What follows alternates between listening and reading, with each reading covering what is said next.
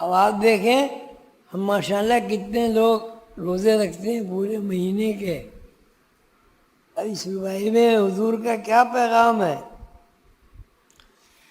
ساقی تیرے میں کعبے میں اتنی بیداد، روزوں میں ہوا سارا مہینہ برباد. ساقی تیرے میں کعبے میں اتنی بیداد، روزوں میں ہوا سارا مہینہ خراب. اس بام میں ہے پیر مغاں کا ارشاد، اس بام میں ہے پیر مغاں کا ارشاد. گر بادہ نہاتا ہے تو آتی ہے بات. جی حضور قلندر بابا یہ فرماتے ہیں ساقی تیرے بیکادے میں اتنی بیداد،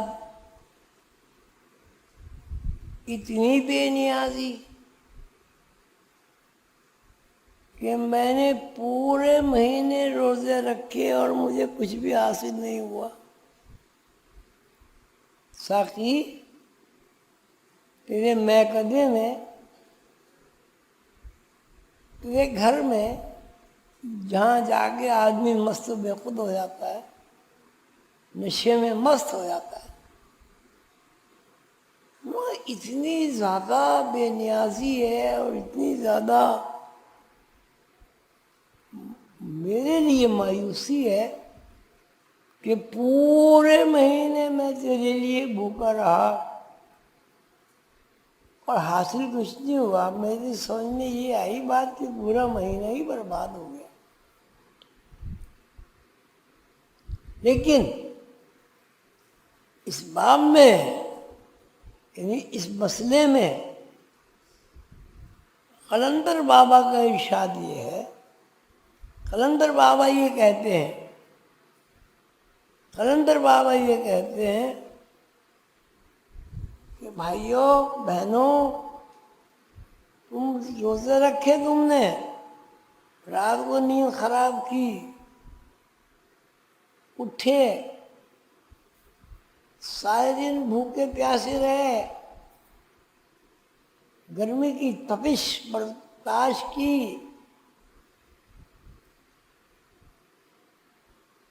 اور تمہارے کچھ ہاتھ نہیں آیا. شراب کا نشہ جو ہے، خمار، اگر وہ کسی آدمی کو حاصل نہیں ہوتا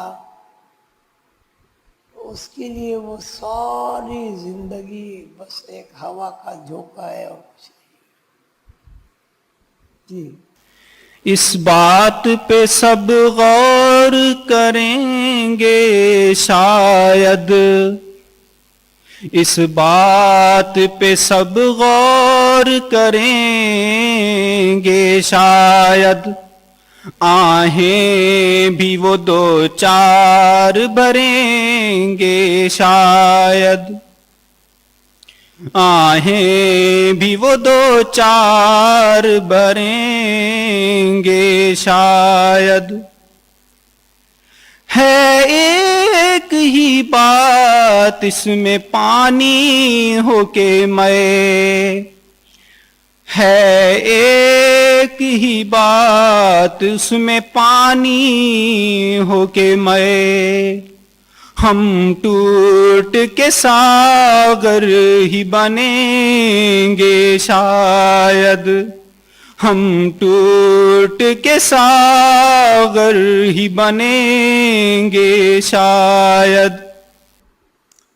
جو قلندر بابا فرماتے ہیں شاید لوگ اس پر تفکر کریں، غور کریں، سوچ بچار کریں،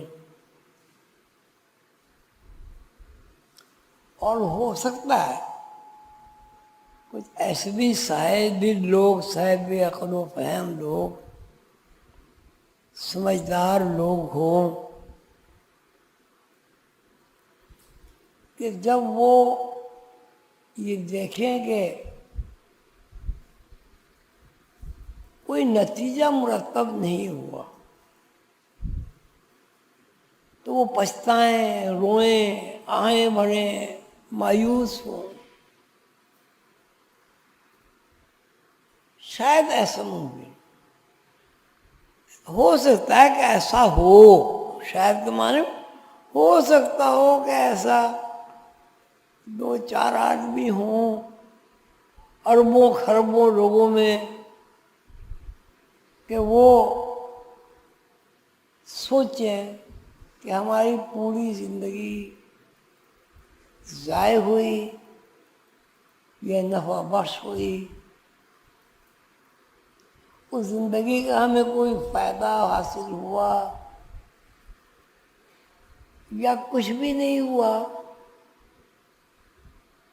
یا ہماری زندگی میں کوئی انقلاب برپا ہوا، یا ہم میں اور گدھے میں کوئی فرق ہی نہیں رہا.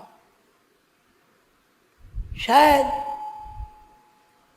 کچھ لوگ ایسے ہوں جو صاحب تفکر ہوں اور اس پہ سوچ بچار کریں، غور و فکر کریں.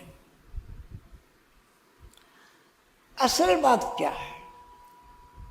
سوچنے کی، کھوج لگانے کی اصل بات کیا ہے؟ اصل بات یہ ہے، ایک بات ہے اصل، اس میں ہیر پھیر ہے ہی نہیں، دوسری ہو ہی نہیں سکتی. ایک بات وہ یہ ہے کہ آدمی مٹی سے بنا ہوا ہے اور مٹی میں جا دفن ہوگا. جب مٹی میں جا دفن ہوگا تو اس کے آنکھ، دل، ہر چیز اس کی فنائیت کی اس درجے پر پہنچ جائے گی کہ وہ مٹی کے ذرات میں تبدیل ہو جائے گا. یہ ہوگا نا، قبر میں آپ جائیں گے ہر چیز بکھر جائے گی، بکھر کے مٹی بن جائے گی. یہی وجہ ہے کہ ایک معین عرصے کے بعد جب آپ قبر کھولیں گے تو نہ ہڈی نظر آئے گی، نہ پسلی نظر آئے گی، نہ آنکھ نظر، کچھ بھی نہیں، مٹی نظر آئے گی. تو مطلب کیا ہوا؟ اس کا مطلب ہے کہ آدمی مٹی سے بنا، مٹی میں جا سویا اور مٹی نے اس کو حلول کر کے اپنے آپ میں ملا لیا. یعنی مٹی نے مٹی کو ملا لیا، مٹی بنا لی. جب آدمی مٹی بن گیا، اب پھر ایک بنا ہوا مٹی کا پتلا جس کو آدمی کہتے ہیں، وہ گیا اور اس نے قبر کی جگہ کو کھودا، وہاں سے مٹی لایا اور مٹی سے اس نے ایک ساغر بنا لیا، پیالہ بنا لیا، اور اس پیالے میں نظر تو یہی آتا ہے کہ لوگ پھر شراب پیئیں گے. یہ جو کہانی ہے وہ یہ ہے، اب ہر چیز مٹی سے بن رہی ہے، ہر چیز مٹی سے. اب گندم کہاں سے بن رہا ہے؟ گندم کا بنیادی مسالہ کیا ہے؟ آکسیجن، یہ وہ نہیں، بنیادی مسالہ کیا ہے؟ مٹی. اور آدمی کا بنیادی مسالہ کیا ہے؟ اور جام جس سے آدمی شراب پیتا ہے، اس کا بنیادی مسالہ کیا ہے؟ جب وہ بھی ٹوٹ گیا، وہ بھی مٹی بن گیا، پھر اس کا ساغر بن جائے گا. وہ کہتے ہیں آدمی جو ہے اس بات کو سوچتا نہیں ہے یہ دنیا ہی ساری بے بذاتی دنیا ہے.